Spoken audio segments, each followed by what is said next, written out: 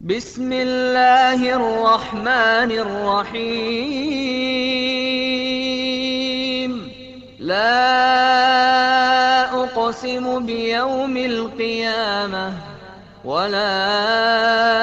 أقسم بالنفس اللوامة.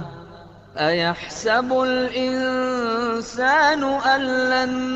نجمع عظامه بلى قادرين على أن نسوي بنانه بل يريد الإنسان ليفجر أمامه يسأل أيان يوم القيامة فإذا برق البصر وخسف القمر وجمع الشمس والقمر يقول الإنسان يومئذ أين المفر كلا لا وزر إلى ربك يومئذ المستقر ينبأ الإنسان يومئذ بما قدم وأخر بل الإنسان على نفسه بصيرة ولو ألقى معاذيره لا تحرك به لسانك لتعجل به إن علينا جمعه وقرآنه فإذا قرأناه فاتبع قرآنه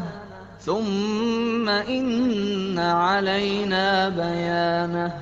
كلا بل تحبون العاجلة وتذرون الآخرة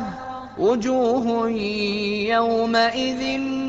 ناظرة إلى ربها ناظرة ووجوه يومئذ باسرة تظن أن يفعل بها فاقرة كلا إذا بلغت التراقي وقيل من راق وظن أنه الفراق والتفت الساق بالساق إلى ربك يومئذ المساق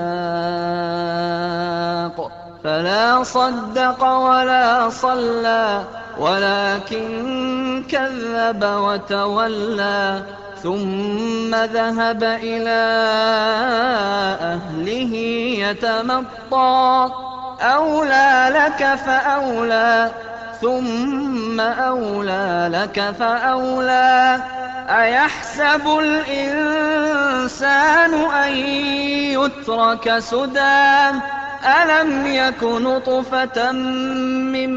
مني يمنى ثم كان علقة فخلق فسوى فجعل منه الزوجين الذكر والأنثى أليس ذلك بقادر على أن يحيي الموتى